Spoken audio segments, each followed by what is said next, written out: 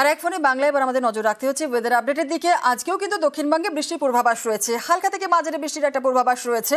বজ্র বিদ্যুৎ সহ বৃষ্টি বইবে এবং সঙ্গে দমকা ঝোড়ো হাওয়া। কালকে থেকে দক্ষিণবঙ্গে ভারী বৃষ্টি হবে এমনটাই বলছে হাওয়া অফিস। আরও একবার আপনাদের জানাই, দক্ষিণবঙ্গে কিন্তু হালকা বৃষ্টির সম্ভাবনা রয়েছে বলছে হাওয়া অফিস। এবং দক্ষিণবঙ্গে বৃষ্টির পূর্বাভাস যেমন থাকছে তার সঙ্গে বজ্রবিদ্যুৎ সহ বৃষ্টি সঙ্গে দমকা ঝোড়ো বাতাস বইবে। কালকে থেকে দক্ষিণবঙ্গে ভারী বৃষ্টি হবে। আর কি বলছে হাওয়া অফিস, অর্থাৎ উইকেন্ডে কেমন ওয়েদার থাকবে আরও আপডেট নেব। বিশ্বজিৎ সাহা আমাদের প্রতিনিধি রয়েছে। বিশ্বজিৎ, হাওয়া অফিস কি বলছে? দেখো, এই মুহূর্তে যে সিস্টেম রয়েছে সেই সিস্টেমটি স্থলভাগে ঢুকে গেছে এবং প্রচুর জলীয় বাষ্প সেটি ঢুকেছে এবং এই কারণে মূলত মেঘলা আকাশ। আজ কলকাতা সহ দক্ষিণবঙ্গের প্রায় সব জেলাতেই বজ্রবিদ্যুৎ সহ বৃষ্টি হবে। আগামীকাল থেকে ভারী বৃষ্টির সম্ভাবনা রয়েছে। ভারী বৃষ্টি আগামীকাল উপকূলের জেলা দিয়ে শুরু হবে এবং তারপর দক্ষিণবঙ্গের বিভিন্ন জেলাতেই ভারী বৃষ্টির সম্ভাবনা রয়েছে।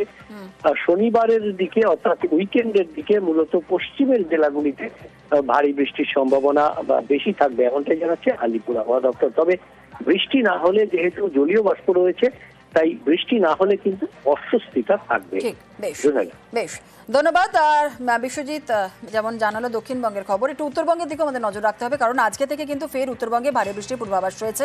জলপাইগুড়ি, আলিপুরদুয়ারে ভারী বৃষ্টি হবে। আর কোথায় কোথায় কোন কোন জেলায় ভারী বৃষ্টির সম্ভাবনা রয়েছে কি বলছে হাওয়া অফিস? পার্থ রয়েছে। পার্থ, কি বলছে হাওয়া অফিস? বিশেষ করে উঁচু পর্বত কিন্তু দিনভর বিক্ষিপ্তভাবে বৃষ্টি পূর্বাভাস থাকছে।